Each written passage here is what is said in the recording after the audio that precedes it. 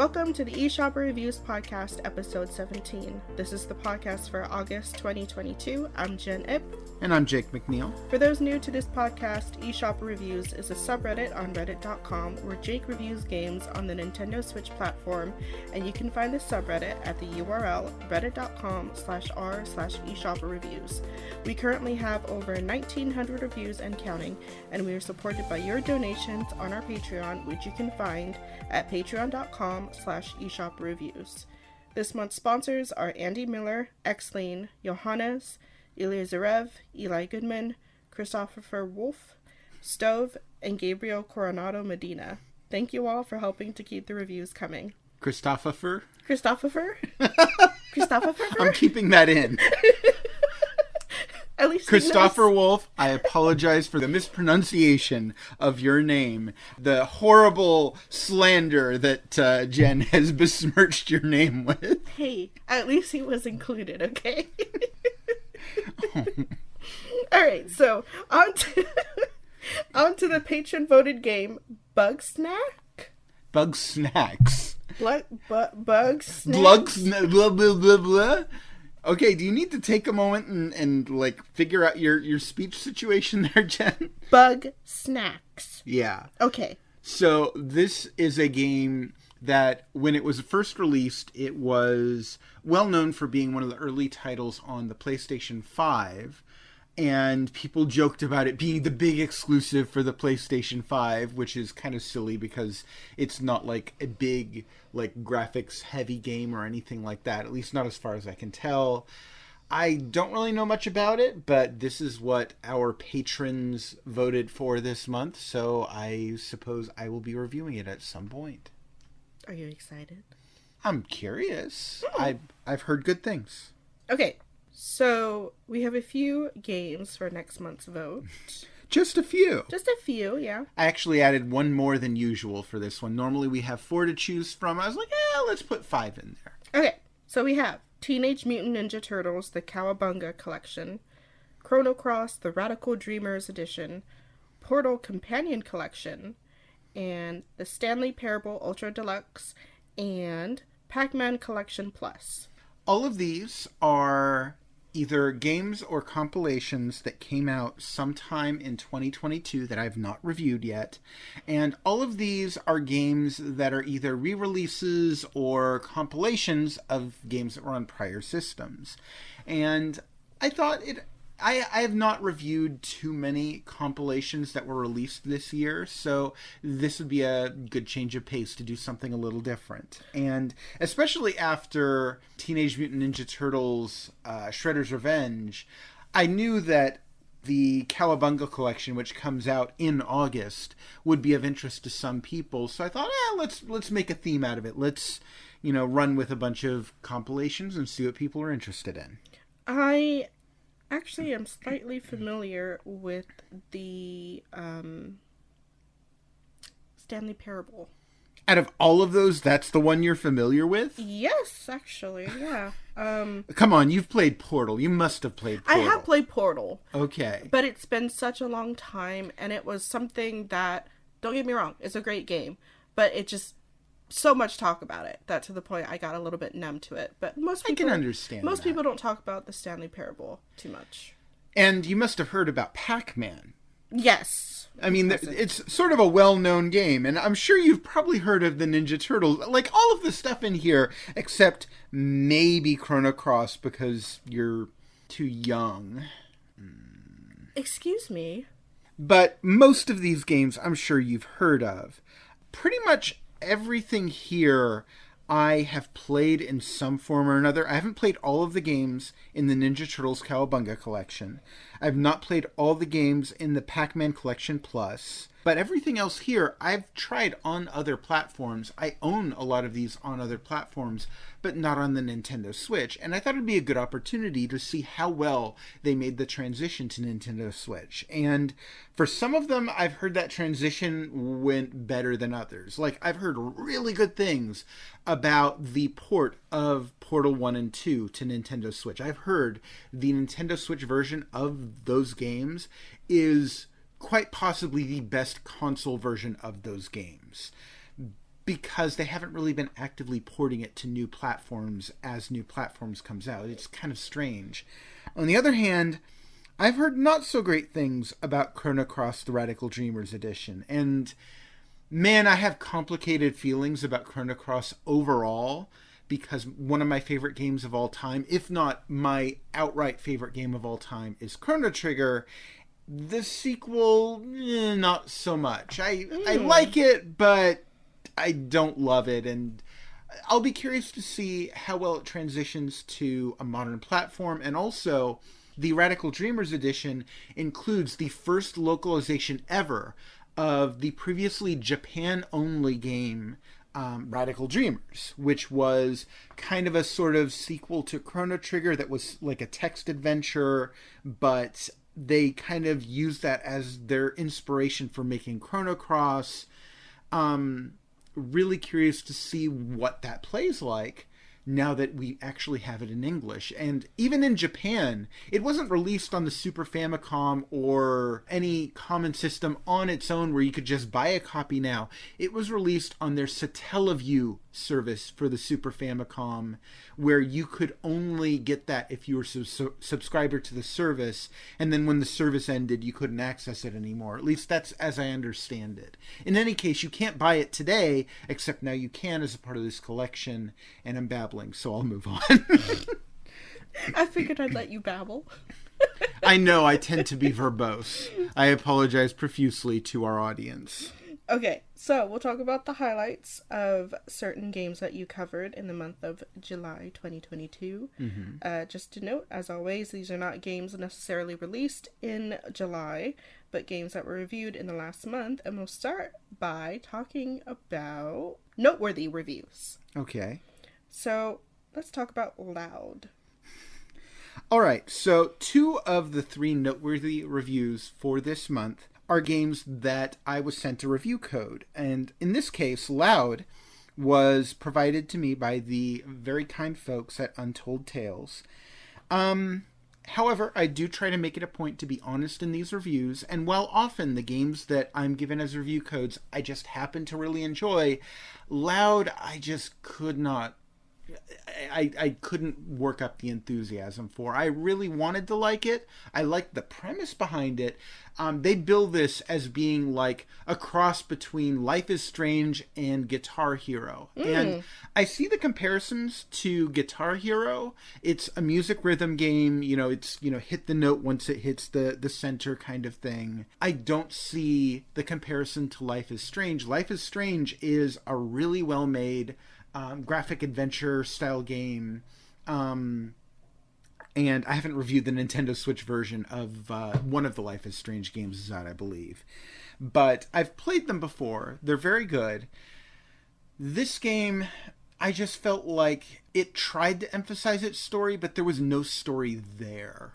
It had kind of this teenage girl protagonist who, for the life of me, I couldn't remember even if she has a name. I think she does, but it's barely mentioned.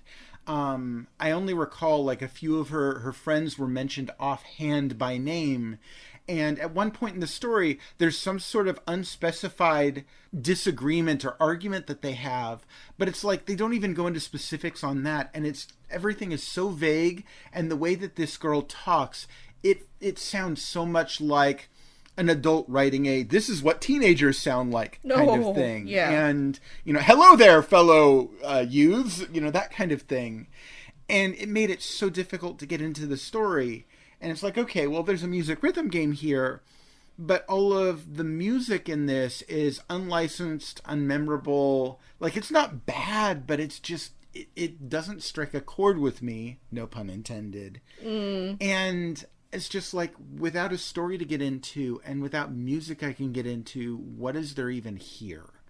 And it's only like you can probably beat this game in a couple of hours. It's not super long. It's not super challenging or difficult. The music rhythm gameplay is okay. It's not fantastic, but it's not bad. But in the end, if I'm not playing it for the music and if I'm not being compelled to go through it because of the story, then what's the point? Yeah, exactly. Yeah, that's sad. So I really appreciate the folks at Untold Tales for providing the review copy, but this one just didn't do it for me. Sorry to say. All right, next one is Understand. Understand is a puzzle game. This one, the review code for this was provided by the people at Mazette on behalf of the developer Artless Games. And this one is a puzzle game. The closest points of comparison that I can make for this game are Baba is Strange and The Witness. And those two, I don't know if you're familiar with those, Jen, but those two are... Baba is Strange. Or, sorry... Baba is no, you? Baba is you. Oh, darn. I'm still thinking of the Baba is you. Oh my word. How did I remember that? I don't know. Maybe I've mentioned it before. I was still thinking about the previous game. I apologize. I'll leave that in just to show what a derp I am. But no, I was thinking of Baba is You and The Witness. And those two puzzle games, much like Understand, a lot of the puzzle is about trying to figure out the logic behind how the puzzle works. Once you understand the logic, solving the puzzle is fairly simple, but it's a matter of what is the logic behind this puzzle? What do all the different elements of the puzzle mean? And it changes from one series to the next in Understand. There are moments in Understand that I feel are really brilliant, where it does some kind of postmodernist stuff, it plays with the medium some, and I feel like those are when this game is at its best. But those moments are few and far between, and those are also kind of what made The Witness and Baba is You special. When you had those moments where the game played with itself and asked you to recontextualize how you thought about it as a game. And Understand doesn't do that so much, but the puzzles in it are still kind of clever. You still have... You're trying to figure out just what everything means, how to do it all. The problem is that when it starts to really get into the weeds later, some of the rules that you need to figure out seem really weird and arbitrary. Like, one of them involves prime numbers, and there's not really any hint in the puzzle that you have to deal with prime numbers in the puzzle. And I feel like maybe through trial and error you could figure it out, or maybe if you're just trying random stuff. But when you get to that point when you're like, I have no way of figuring out how to figure out what I'm supposed to do here, at that point, what choice do you have? You're going to break down and look at a guide, and that kind of defeats the point of a puzzle game like this. The point is figuring it out, but if it doesn't really give you all the tools to do that, you're kind of left frustrated. I still appreciate it for what it does well, and when it's really firing on all cylinders, like I said, when it hits those moments where it's playing around with what it is as a game, it works really, really well. But because of those issues, it doesn't quite reach the same heights as Baba is You or The Witness. Next one, and the last one for Noteworthy Reviews, is Live Alive. I've told you how to pronounce this Live like 5 Alive? times. Yes. Really? Yes. So, we've already talked about this a few times before. The short version is, this is a game that was originally released on the Super Famicom, the Japanese Super Nintendo, and it was never released in America. And for a long while, it gained this status as like this lost classic from the 16-bit era of Square RPGs, back from the days when they were on fire and everything they made was legendary. And I guess after we finally saw the third game in the Mana series make it over, Trials of Mana, I believe they called it when it was released in English, I guess they decided to go back and release some other games that had only ever come out in Japan. And this one, they didn't just port it over, they remade it using the HD 2D style that was previously used in Octopath Traveler and in Triangle Strategy. And I will say, this game looks absolutely gorgeous. It really makes good use of the HD 2D style. I really like the way that lighting and shadows look in this game. They really give a depth to what otherwise would be like, it uses a lot of pixel art kind of visuals, but it gives them this depth and realism with all of these effects that really look nice. And this game is unusual in that it's split into multiple narratives. It has, I don't want to spoil too much, but basically it has multiple stories, and you can take them in any order. And they all seem to be separate vignettes, but it kind of brings them together in the end. And I think it's really interesting the way they did it. There's a lot of variety to it because each of the different stories within the game is treated differently, has a different genre, like a movie genre, and it plays differently too. Each of the main characters you're playing as has kind of different mechanics, and there's even one story where you're not doing any combat at all. It's just story based. So really diverse, really well told stories, good voice acting, good music.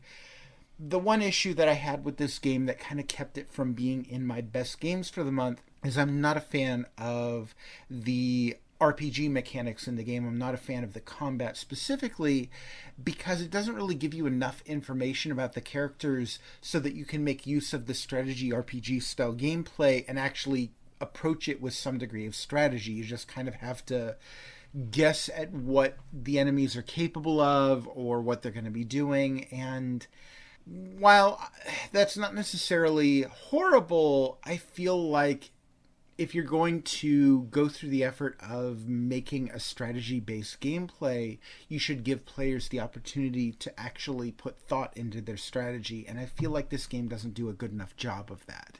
And maybe that's a relic of the original version. I don't know. I never played the original version. But for what it's worth, I still think this is a fantastic RPG. It's wonderful that we finally got the opportunity to play it in America, and in a really excellent remake, no less. It's just some of that junk kind of makes the experience less fun than it could have been. Okay. Well, let's move on to the worst games. Okay. You love going in wonky orders here. Yes, I do. All right. It keeps the, show interesting. if you say so, okay.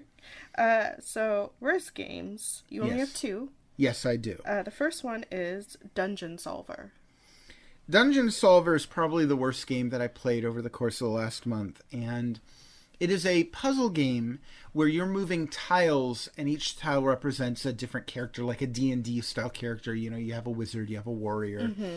And it's an ugly game. It doesn't look great, but that isn't necessarily a killer. What really kills this game is it's a very simple puzzle game where it's a little bit like a dungeon crawler where enemies move when you move, but there's no actual combat. It's just, can you hit them before they hit you? And sometimes the way they're positioned, there's no way to move forward without them hitting you first. So you have to kind of stall for time and move back and forth until the enemy makes a mistake. And because their moves are randomized to some extent, it means that sometimes you just have to kill time for a while until the computer decides to finally let you move forward. And it's really frustrating, and the game isn't interesting enough to make you want to put up with that kind of frustration. Like I said, it looks bad, it doesn't play well, and it's tedious and frustrating for no good reason. So, okay. Nah.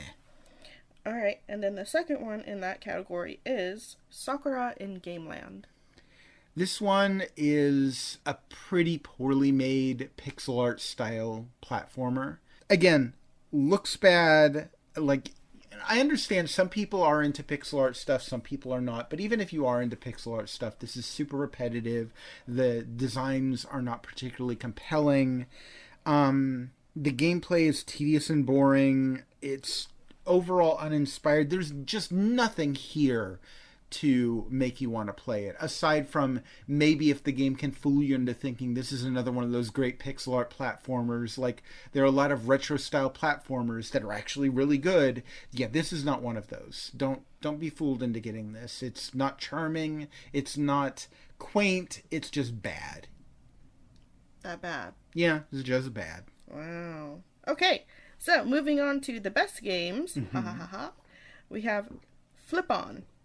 So, when I was going through the games that I reviewed over the course of July, I kind of surprised myself in realizing that the one that I really came away from most impressed was this kind of little puzzle game that doesn't really look like much from the outside. Like, it has a cutesy, colorful presentation, but, okay, Jen, you would know this one as the puzzle game. Jen always refers to the puzzle game, and when she talks about the puzzle game, what she's talking about is Panel de Pon, otherwise known as Tetris Attack, otherwise known as Puzzle League. It has gone by multiple names over the years. Usually, it is a Nintendo-published game of some sort. Like, it's been attached to the Yoshi license, it's been attached to the Pokemon license, which we'll talk about in a bit here. But it's kind of its own thing, and the idea is that you have these colored blocks and you're swapping two of them at any given time, but you can only swap them horizontally, you can't swap them vertically. And just using this, you need to make matches of 3 or more, and ideally you need to make chains or combos that are even higher than that in order to drop garbage blocks on the opponent. Flip-On does all of this very well, but it goes a step beyond by doing a few additional things. Number one, it incorporates special moves that can either attack your opponent or they can heal your character, help you out in various ways.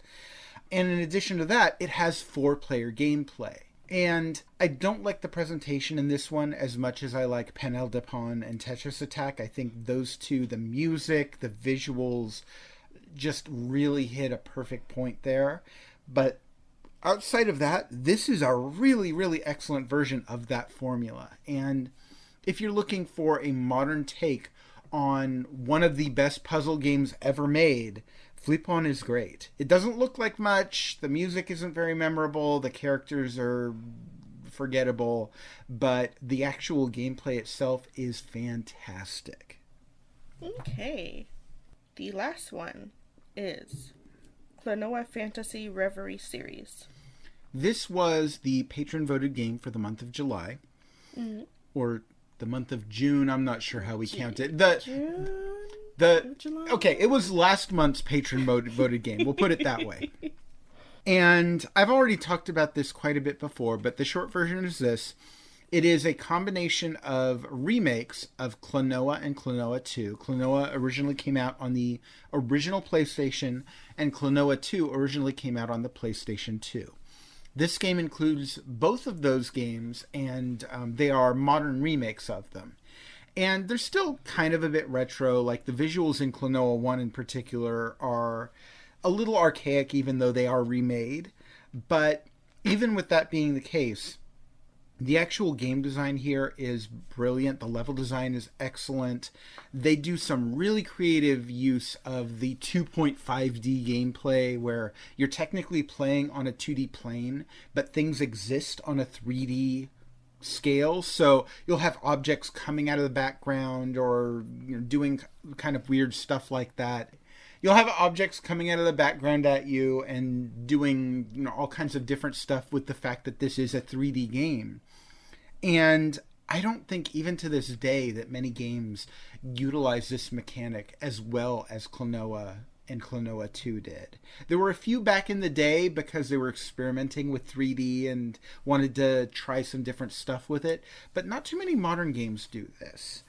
And overall, I think it is really adorable. Like the presentation, even though it's a little bit retro, it's really cute and cuddly.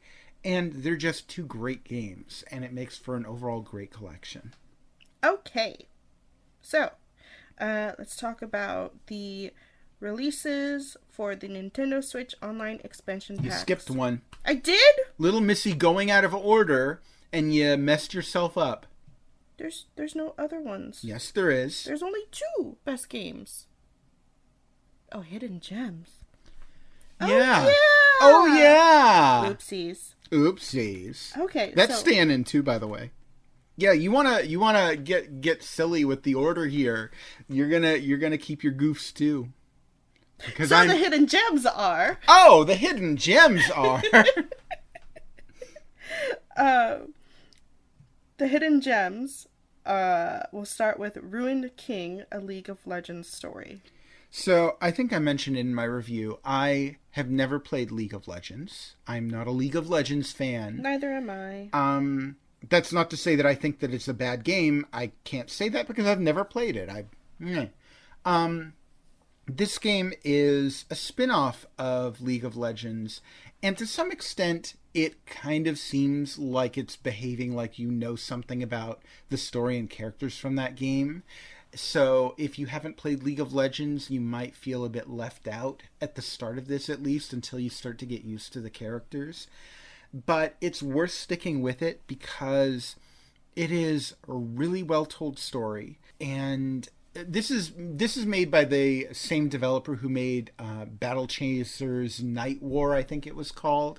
And it features a similar kind of visual style to it that looks really nice. And it has some really clever battle mechanics that make you think about turn order and where your characters are positioned on, like, there are different lanes. Overall, this is just a really solid RPG with really well-written story. If you're a fan of RPGs, even if you haven't played League of Legends, or if you have no interest in League of Legends, this is still worth a look. Fair enough. And then the next one is Hextones. One of the joys for me with reviewing these games is every now and then I'll play a little dinky $2 or $3 game and be completely surprised by it. And Hextones is a good example of that. This is a $3 game, and it's a puzzle game that's kind of a little like a board game where you're taking turns putting pieces onto a board. It's a hexagonal board, and you're putting down hexagonal pieces, it's a hexagonal grid, I should say, not a hexagonal board. And the rules for placement in this game are that each piece, when you place it down, the pieces that are next to it have to be either the same color or the same symbol. And with that rule in mind, you are trying to place down as many of the pieces as you can. And try and fit them in as tightly as you can, which is easier said than done. It's a very simple game, and once you've played it one time, you pretty much know how it's going to play every time after that. It's pretty much always the same. But I found it to be really super engaging, and for $3, it looks really nice, and it plays really well too. Like, it's a game I could see myself going back to time and again to try and get a better score. And if you're looking for an inexpensive puzzle game where you can take your time and figure out the best move, this is a really great choice. I highly recommend it. All right, and then the last one for Hidden Gems is Induction. Induction is kind of like a puzzle platformer sort of thing. You're moving a cube through, I guess I could call it like a maze, although the levels aren't exactly maze-like, but it's through an obstacle course, I guess I could say. But things kind of take an interesting turn when you realize that one of the mechanics that you have to account for is that you can kind of jump into a different reality where your previous run-through had already existed, and you need to account for the way that the other character moved so that you can progress. Like, if they're going to be sitting on a switch for a couple of seconds, you know that you're going to be able to cross that bridge that's up for a couple of seconds until they get off the switch. Mm-hmm. But you need to incorporate that into your first run through that part of the level, and it's really clever puzzle design. It's a very basic looking game, but the gameplay is really clever and well designed. So yeah, again, another puzzle game. If you're into puzzle games, definitely worth looking into. All right. So now we can talk about the Nintendo Switch Online Expansion Packs Nintendo 64 app releases for July 2022. Well, the single release. The single release. Pokemon Puzzle League, which is I actually predicted this. Really? Last month, we were talking about potential N64 games that could come to the service. And the very first one that I said was, if they can put Pokemon Snap on the service, obviously they're not opposed to putting Pokemon kind of spin-off or Pokemon branded games on the service. And the one that seems most likely to me would be Pokemon Puzzle League, which, again, we talked about this, is like Panel de Pon, Puzzle League, Tetris Attack, but with Pokemon characters. And I'm kind of two minds in this one. It's a perfectly decent version of Puzzle League, Panel de Pon, whatever we're going to call it. But even if you are a fan of the Pokemon anime, and I enjoyed the Pokemon anime, I liked it. Did you watch it? Yeah. Yeah. I remember seeing my very first episode of Pokemon. Like, this game uses all kind of little voice clips from the show. There's even an animated intro with the characters from the show. And I have to specify it's specifically from the TV show and not from the games, because the actual mainline games do not use the same characters. Ash isn't the main character in the games. It's Red, at least in the first one. Team Rocket isn't, you aren't constantly encountering Jesse and James. Yeah. Anyway, the thing is, it's really cute that I could recognize some of the themes from the anime. The problem with Pokemon Puzzle League is, even if you are a fan of the Pokemon TV series, and I thoroughly enjoy the Pokemon TV series, but it's like they're constantly using voice clips from the show, and it gets to be really, really annoying. And kind of like Pika? Not even just that. Like, if you're playing Ash, and, you get to choose Ash, and then you choose one of his Pokemon, you're hearing Pikachu go off all the time, or Bulbasaur, or Squirtle. But you're also hearing Ash cheering in the background every time you make a decent match. Yeah! Way to go! Awesome! I'm paraphrasing here, but you can understand how, doing that over and over and over and over and over again, it would get really super annoying. Other than that, it's a perfectly decent version of Puzzle League. It doesn't really do anything that Tetris Attack wasn't already doing. And again, we already have that game on the Super Nintendo app. It's the Japanese version. It's called Panel de Pon, but it's perfectly playable. You just have to muddle through the Japanese language menus, and then the gameplay, it's all English.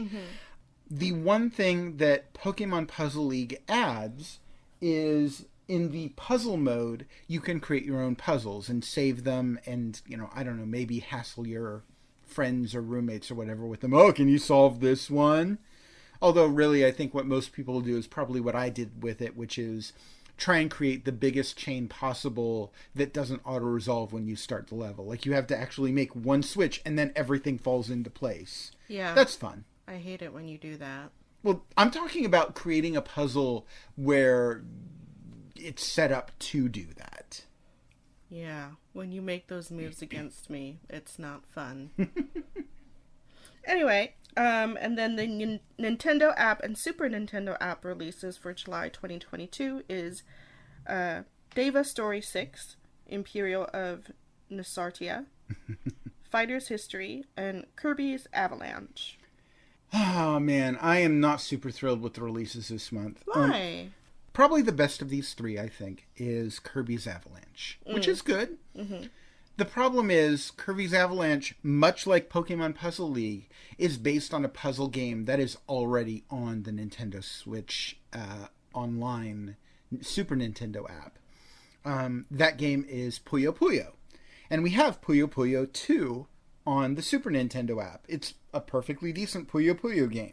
Okay. So is Kirby's Avalanche, but it's like, okay, so I guess if people really wanted to play that game and really didn't want to play through Japanese language menus, that's the way to do it. But, I mean, it's Puyo Puyo. At this point, if you played it once, you played it 1,000 times. And honestly, where I think Panel de Pon is one of the best puzzle games ever made, I think Puyo Puyo is one of the more overrated puzzle games. It's not bad, it's good, but it's not... It's not top tier like I think a lot of people put it up there. The other two games are varying degrees of just not good. Fighter's History is a pretty bad Street Fighter knockoff. Like, it's pretty shameless in how much of a knockoff it is, but the characters are all forgettable. The visuals are not great. The mechanics, I guess, work okay, but it's like, why would you play that when you could just get, like, just buy a Street... There are a million ways to get Street Fighter 2 on your Nintendo Switch. There are like 5 different packages that include a Street Fighter 2 game. Just get one of those, any of those, and you'll have a better game than this.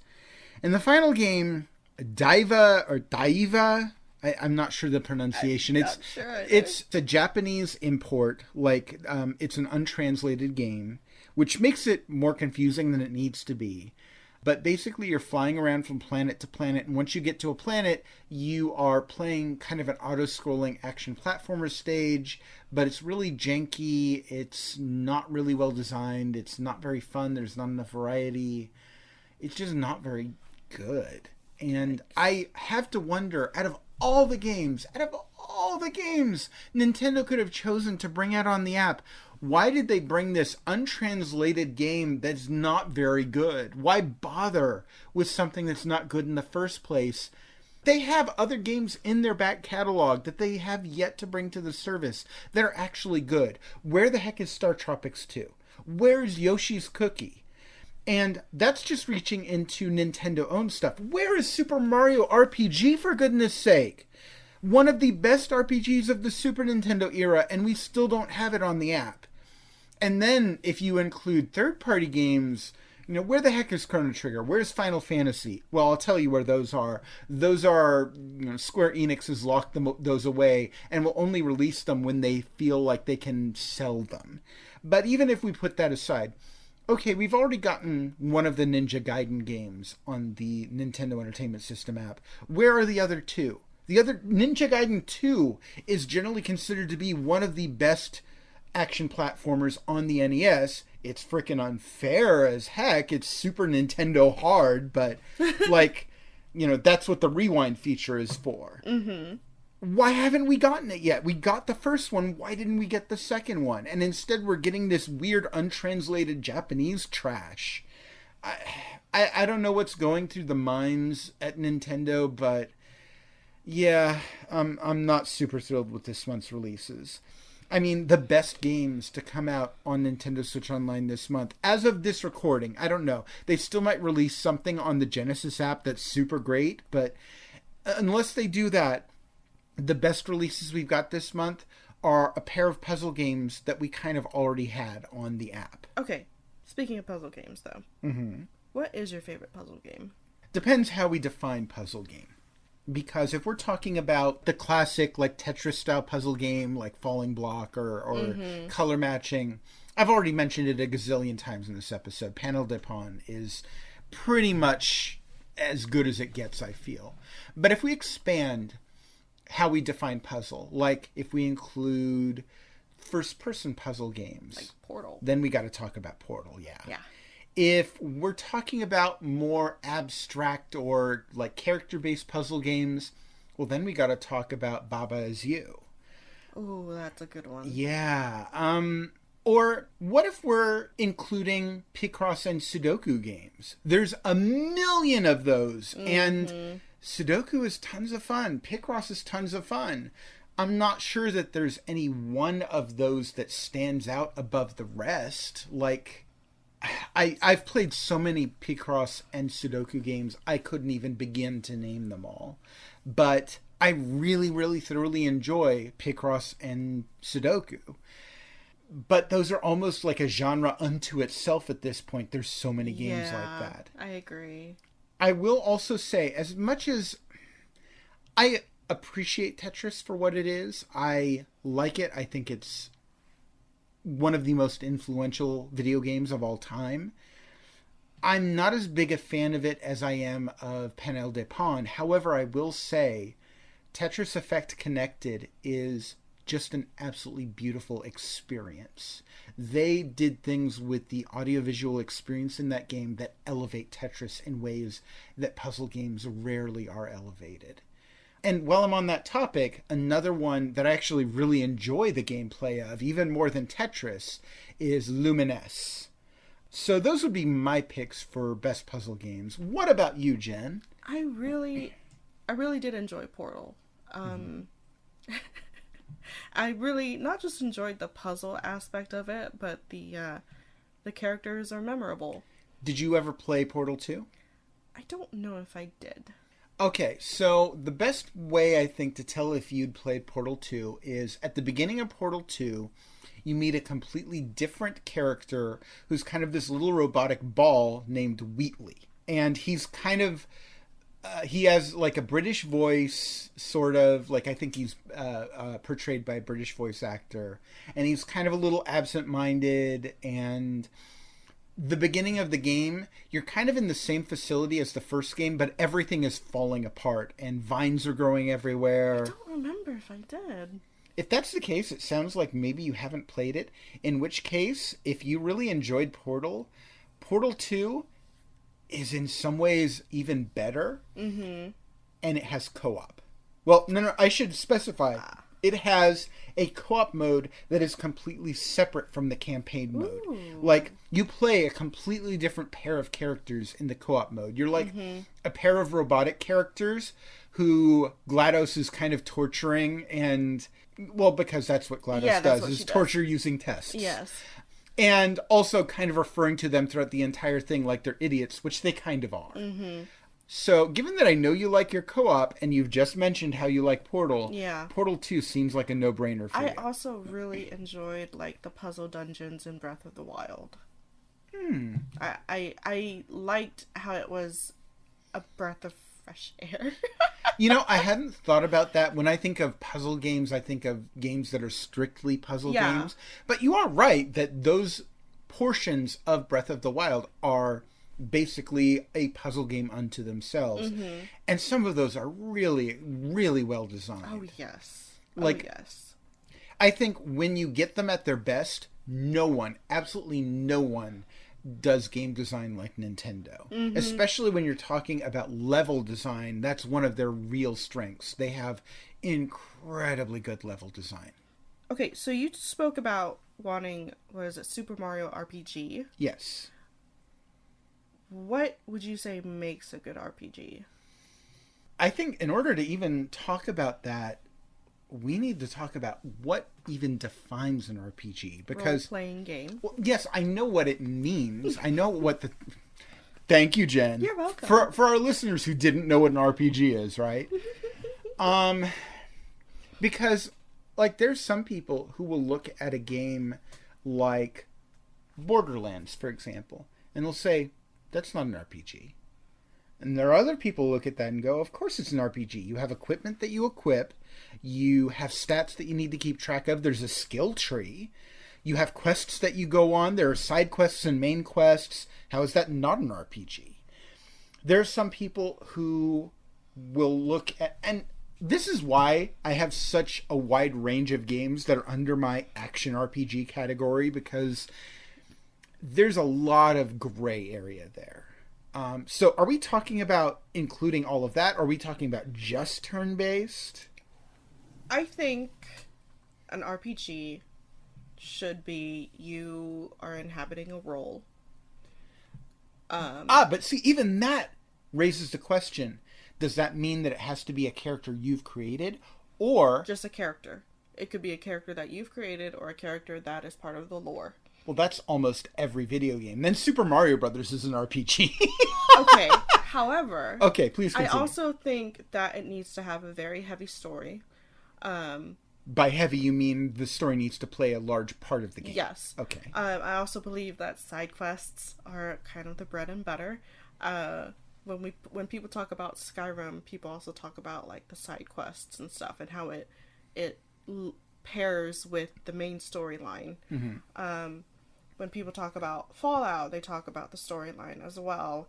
In terms of like equipment and a skill tree, I feel like that's the equipment I feel is fairly necessary. A skill tree is kind of for me. But also everybody pretty much agrees that Dungeons and Dragons is very much a role-playing game. What? Way to state the... I think people agree that Dungeons and Dragons is a role-playing game. Why, thank you. Okay. Man, I'm glad that we settled that. I would also say it's a fundamental RPG game. Okay. Maybe you should have led with that. Probably. Because I think people agree that Dungeons and Dragons is an RPG. Thank you, Jen. Thank you for that great insight. A video game has to have some elements from D&D for me to consider it an RPG. What do you mean by elements from D&D? The rolling a dice, seeing if there's a chance. So there has to be some random element to it? So yeah, a little bit. There has to be some sort of like... No, hold on. If your character deals a predetermined amount of damage, then it's not an RPG to you? I think it has to also take into account like armor values and skill ability modifiers and things like that. The thing about D&D is you roll a die if you need to hit something, deal damage to something, but also if you're like trying to deceive somebody or you're trying to persuade somebody. I don't think a role-playing game necessarily needs to incorporate random chance. I don't think it needs to. I think they often do. Yeah. I think that is a very common element. And honestly, I think that some of the more frustrating RPGs out there take that to an extreme. Like I was commenting the other day, yeah. I really love the Elder Scrolls games, but I had a difficult time getting into Morrowind when it first came out because early into the game, and especially if you don't know what you're doing as far as building the stats of your character, and if you don't understand how the stamina system and all that works, battles in the beginning of Morrowind can devolve into attack, miss. Enemy attacks you, they miss. You attack enemy, Ooh. Miss. Enemy attack, and it's like, I get what's going on there. Behind the scenes, they're basically doing what you're saying. They're rolling the dice and seeing if you hit. But if it's genuinely doing that, there is a non-zero chance that it will come up, miss again and again and again and again. And that's no fun for anyone. There was another game that had one of these kind of odd dice rolling moments. As I understand it, when Star Wars Knights of the Old Republic was first released, this is generally considered to be a truly great RPG, and I think I'd agree with that. It's very good. Mm-hmm. This game, behind the scenes, is dictated by fundamentals that are similar to Dungeons and Dragons, in that they are actually literally rolling dice behind the scenes to see if you make a hit or whatever. One of the skills in the game is a stealth skill, where your character can put on like a stealth thing that makes it so you can't be seen. Mm-hmm. And you can start a conversation at one point in the game with a character, or there's a conversation that automatically starts. But because the game is trying to work realistically, the character that you're talking to can't see you. So there's this... It's almost like the game freezes for a while because the game is constantly rolling the dice to see if the character sees you. Character doesn't see you. Oh, but there's a conversation that's supposed to happen now. But you're stealthed. So can the character see you? Well, let's roll the dice. No, the character can't see you. Well, there's a conversation that's supposed to happen now. So, and it keeps going through that feedback loop. I have to imagine they probably fixed that in more recent releases of the game, but I remember that being a major issue at one point. Mm-hmm, mm-hmm. Anyway, we're getting away from the topic here. I think different role-playing games strike different notes. Yes. There are some games that do some things better and some games that do other things better. Like, for example, Disgaea, which is a strategy RPG. I don't play that game for the story. I don't play it because I really love the characters. Although, in one game or another, I might like the characters. Like, I really like the characters in the first Disgaea. Mm-hmm. But that's not the main reason I play that game. The main reason I play that game is because it is a joy to be able to build up your characters, to be able to make them into these massive powerhouses, and to be able to customize them in a zillion different ways. There's just so much to me about that is soothing and enjoyable. And I don't know if it's this, lizard brain thing, but seeing those numbers tick up and, knowing that represents something where my character is better than they used to be, that's something that I really love. And I feel like the Disgaea series does that better than almost any other game that has the RPG letters attached to it. On the other hand, Skyrim, I absolutely love, but that's because I can't think of another game that gives me a true feeling of immersion. More than even, I know a lot of people will point to the Witcher series. Mm-hmm. And I think they did a good job with world building in the Witcher series. The Witcher series. Did I say Witchered?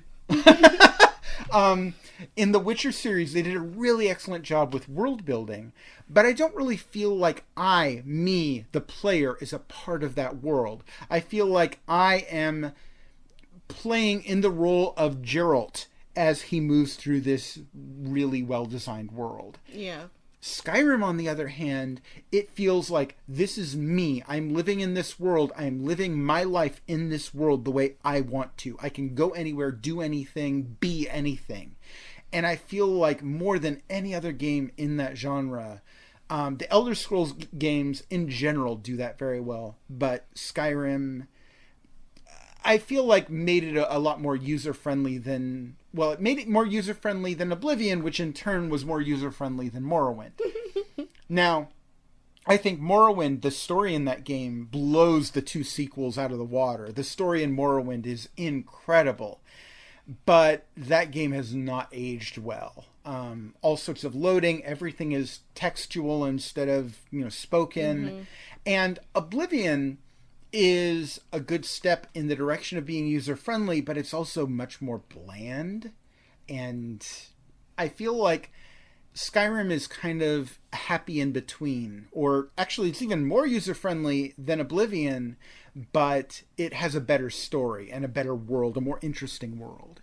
Now, on the topic of story and characters is another thing where it's like, I wouldn't go to Disgaea for story. I love the heck out of Disgaea. It's one of my favorite games of all time. Well, the series in general. Probably Disgaea 5 is my favorite in the series.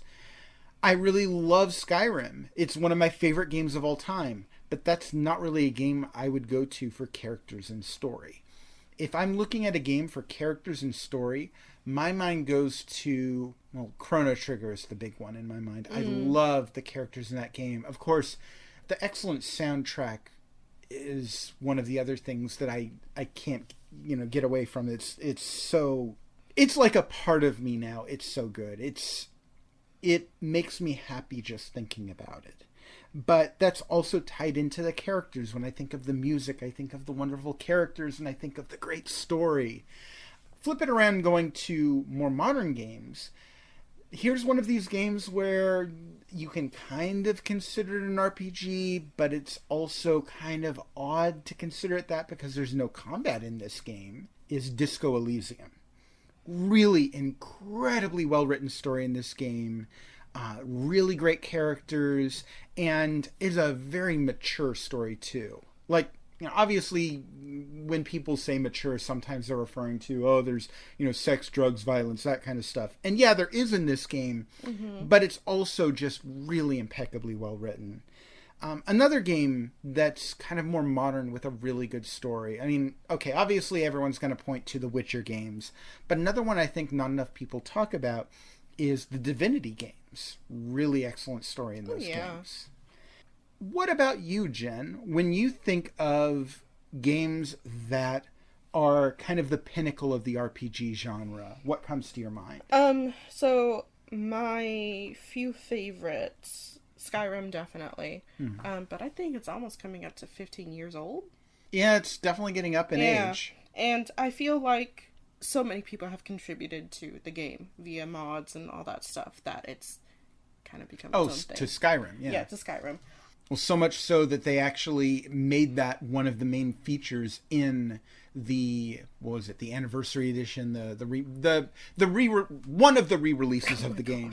I'd say the re-release, except who am I kidding? They re-released it like 50 times now. I also play GTA 5M, which is a role-playing game, more or less. Of a sort, yeah. Yeah, of a sort. That's just it is. When you talk about what does RPG mean, that can be taken so many different directions. Like, okay, RP is a warden of the Department of Corrections and Rehabilitation. Okay, to clarify, what Jen is talking about is not Grand Theft Auto Online. It's not like the normal Grand Theft Auto Online experience. It is a server that is specifically meant for characters to go in and role play, like to play a character. Yeah, and it's so in depth that I actually do administrative work, like spreadsheets, and I write standard operating procedures. It's funny, when most people think about RPGs and spreadsheets, I think they have a completely different idea in mind. It's not min-maxing. Believe me, it's not. Well, the other thing is remember back when this genre started and you had these dungeon crawlers where it didn't keep its own map, and in order to map it out, you would actually have to bring out the graph paper and graph out your own map in the game. Oh, and that brings another thing to my mind. If we're talking about dungeon crawlers, I have to bring up the Etrian Odyssey games.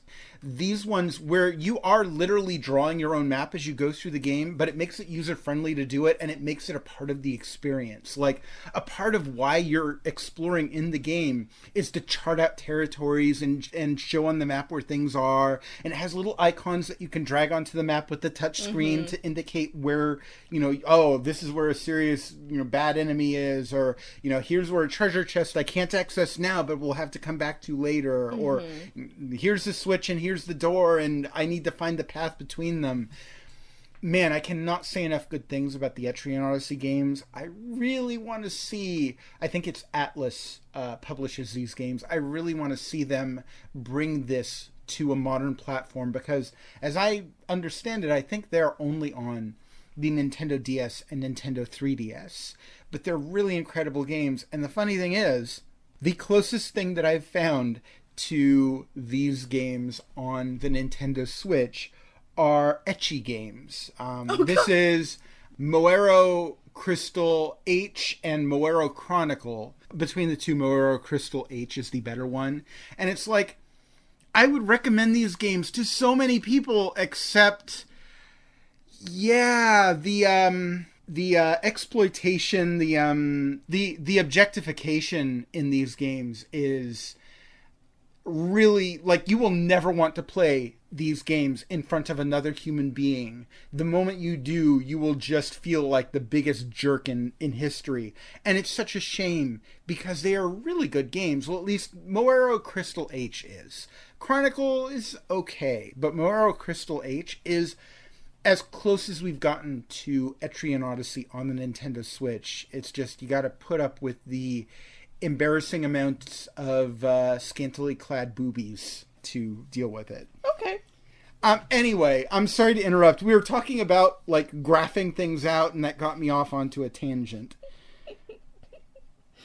Shall we announce the upcoming games that have been announced? Well, we wouldn't be announcing them since they've already been announced. Okay, and let's talk about them. It's not like it's us that has anything to do with it. It's just, oh, we saw this and thought we'd talk about it. So yes, let's talk about it, Jen. Okay, so Bayonetta 3, which comes out October 28th. I would say that I predicted this would happen, except that's not entirely fair because I think a lot of people expected this to come out around Halloween. It's, a game about witches that's kind of fitting for late October. So, yeah, that's pretty much exactly when I expected it to be. A few days before Halloween sounds perfect to me for Bayonetta 3. Funny enough, this means that there are going to be 2 major exclusives on Nintendo Switch in the month of October, because that is the same month that we are also getting Mario plus Rabbids Sparks of Hope. And 2 very different games, like way opposite ends of the spectrum. But both, I think, have a fair number of people looking forward to them. All right. And we already knew that Bayonetta 3 was coming out. This is the first we got a date for it. But the new trailer, I think, really made a lot of people happy because the first trailer was kind of short. It started out with a bit of a fake out. It made it look like it might be a new Astral Chain game. And it only showed a little bit of actual gameplay. And this one was a bit more extensive, showed more of the characters.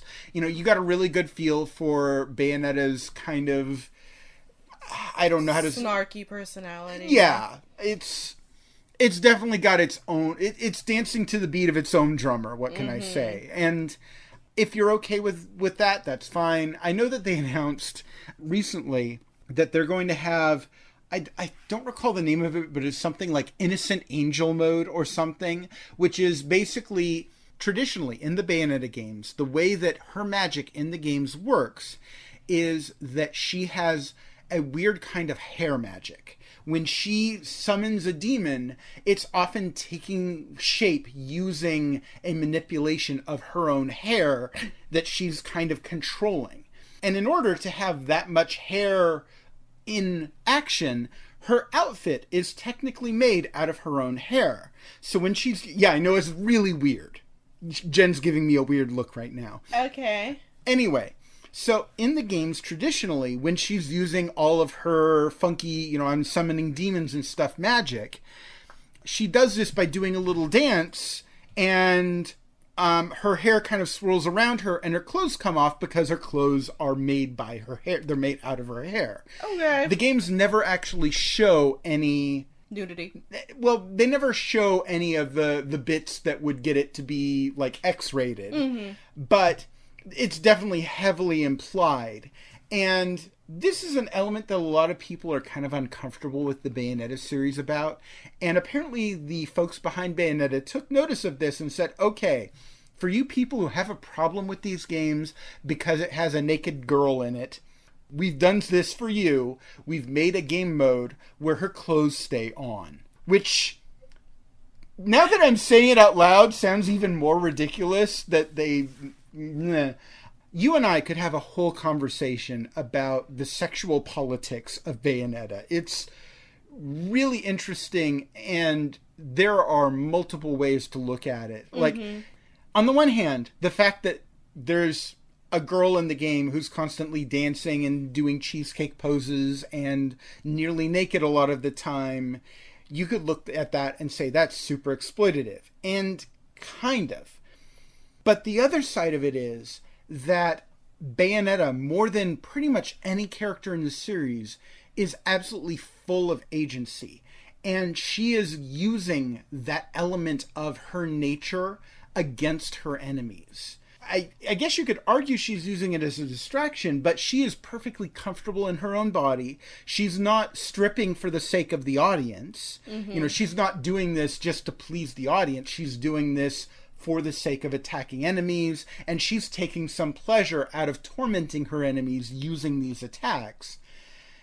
In a way, this, like I said, it gives her character a lot of agency in a way that you do not generally see with female protagonists, and she's taking ownership of her own sexuality.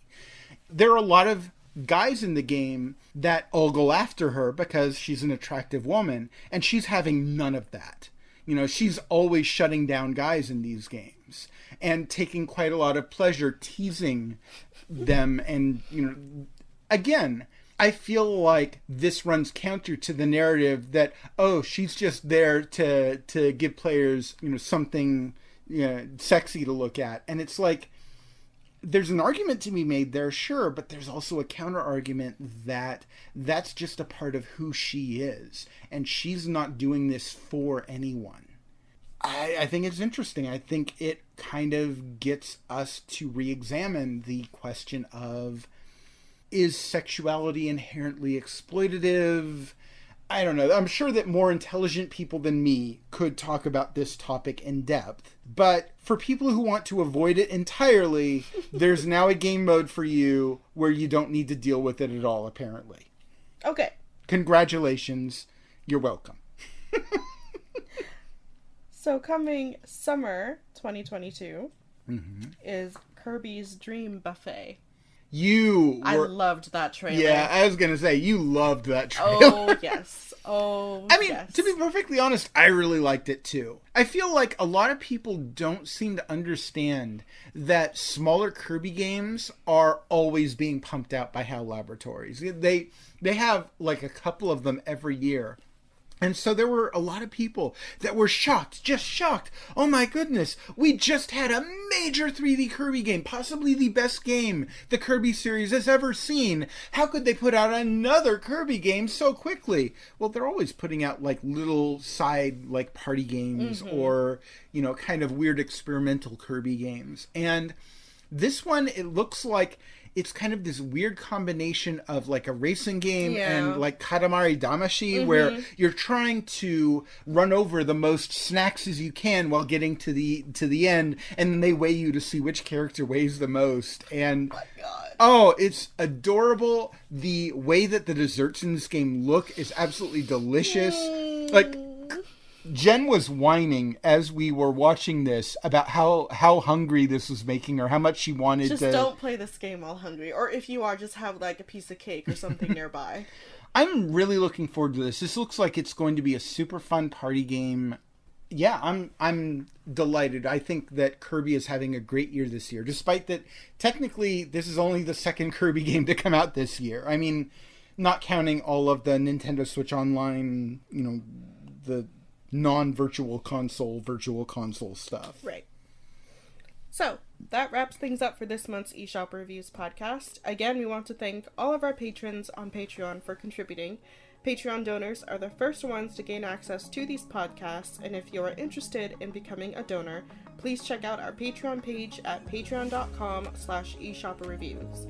And once again, if you're curious to read any of the reviews or content mentioned in this podcast, you can find it on the eShopperReviews subreddit at reddit.com/r/eShopperReviews. Once again, this has been Jen Ip. And Jake McNeil. We'll see you next month, and in the meantime, we both hope you found this content helpful and enjoyed some good games. Catch you all next time. Later!